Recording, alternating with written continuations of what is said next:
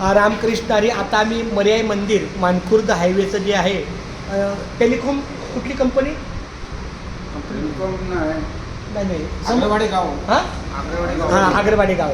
तर आपल्या सालाबादप्रमाणे इथं दिंडी येत असते. हे चंद्रकांत माने आहेत. आपल्या गेल्या अनेक वर्षापासून त्यांचंसुद्धा आपल्या वारकऱ्यांच्या सेवेला खूप चांगलं सहकार्य असतं.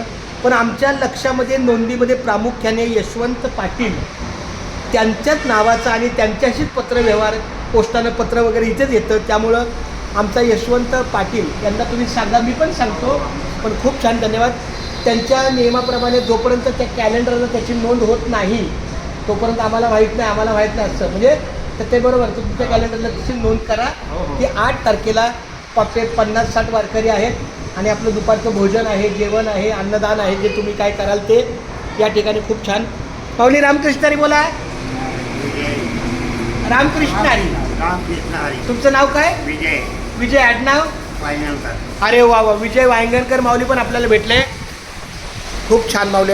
एकदा बोला रामकृष्ण हरी. रामकृष्ण हरी. खूप छान. धन्य आज दिन झाले संतांचे दर्शन झाली पापा तापा तुटी दैन्य गेले उठा उठी झाले समाधान पायी विसावले मन तुका म्हणे आले घरात तोची दिवाळी दसरा.